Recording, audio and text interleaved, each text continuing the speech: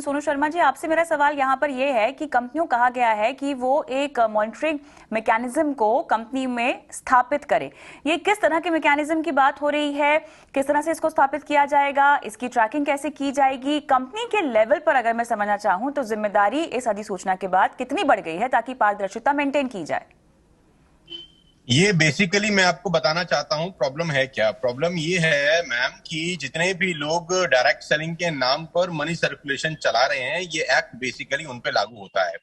बहुत सारे लोग डायरेक्ट सेलिंग के नाम पर मनी सर्कुलेशन प्रोसेस चलाते हैं। 1 रुपए का जो प्रोडक्ट है उसका कॉस्ट, उसका एमआरपी, उसका रेट इतना ज्यादा डिमांड किया जाता है लोगों से, और वही बीच का पैसा लोगों में रोटेट किया जाता है। प्रॉब्लम यहां से शुरू हुआ। दूसरा प्रॉब्लम सबसे बड़ा उसके अंदर यह है कि रिक्रूटमेंट बेस्ड जो इंसेंटिव दिए जाते हैं कंपनीज के द्वारा, उसको रोका जाए।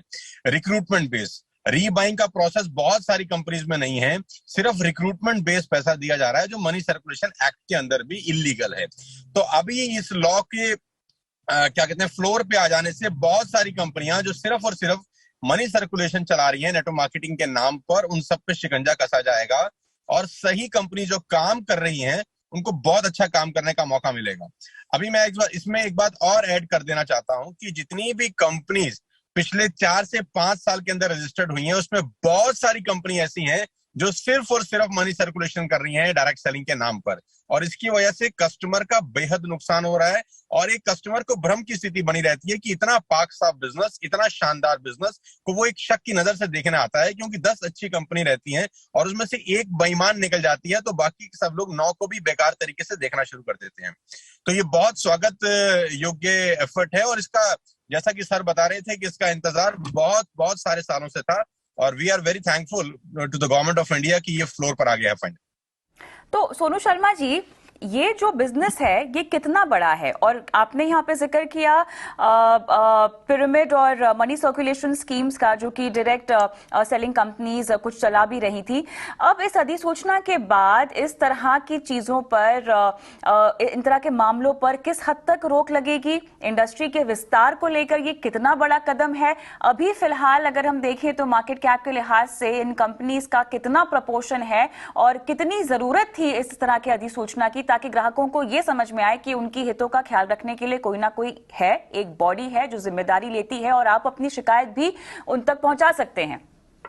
मैम, सबसे पहले तो मैं आपके दर्शकों को और सब लोगों को ये बताना चाहता हूं कि पूरे हिंदुस्तान में डायरेक्ट सेलिंग जो अच्छी कंपनी है, जो सही कंपनीज कर रही हैं, एकमात्र ऐसा बिजनेस है जिसमें 100% वाइट की ट्रांजैक्शन होती है। आपको जान के बहुत हैरानी होगी, और कस्टमर को मैं बताना चाहूंगा, जितने भी कंज्यूमर्स हैं, कि जो सही कंपनीज हैं उसमें कोई भी बिलिंग, कोई भी प्रोडक्ट अगर सेल किया जाता है तो उसके ऊपर प्रॉपर बिल कटता है। आप कैश ट्रांजैक्शन नहीं कर सकते हैं, नंबर 1। नंबर 2, उसके ऊपर जीएसटी एप्लीकेबल होता है, जो गवर्नमेंट ऑफ इंडिया को कंपनीज डिपॉजिट करती हैं पर मंथ। नंबर 3, आपको जो भी कमीशन आता है वो टीडीएस करके, टैक्स कट के ही आता है।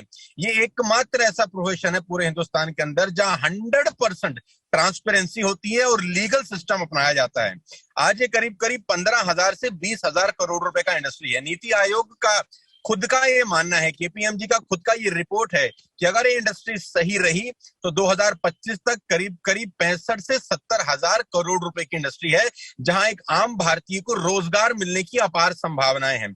आज हिंदुस्तान में आपको पता है कोविड-19 के कारण बहुत सारे लोगों को नौकरी की समस्या है, अनएम्प्लॉयमेंट अपने चरम सीमा पर है। ये एकमात्र ऐसी इंडस्ट्री है जो लोगों को अनएम्प्लॉयमेंट से मुक्त, जो प्रॉब्लम फेस कर रहे हैं लोग बाग, उनको एम्प्लॉयमेंट प्रोवाइड करा सकती है बनस्पत। इस पे आज ये जो नोटिफिकेशन आया है, ये ठीक तरीके से अगर लागू हो जाए, क्योंकि ठीक तरीके से लागू होना बहुत जरूरी है। कानून तो हिंदुस्तान में बहुत सारे हैं, अगर वो इम्प्लीमेंट ठीक तरीके से हो जाए तो मैं आपको बता सकता हूं कि 2025 में ये एकमात्र ऐसा उद्योग है जो बहुत सारे लोगों को, हजारों लाखों नहीं करोड़ों लोगों को एम्प्लॉयमेंट प्रोवाइड करा सकता है। बिल्कुल सही कहा आपने। जहां तक एम्प्लॉयमेंटेबिलिटी की बात है तो लगभग 7 मिलियन से ज्यादा लोग हैं जिनको रोजगार मिल रहा है इस इंडस्ट्री के जरिए, और उसमें भी खास बात यहाँ पर यह है, उल्लेखनीय बात यहाँ पर यह है कि 50%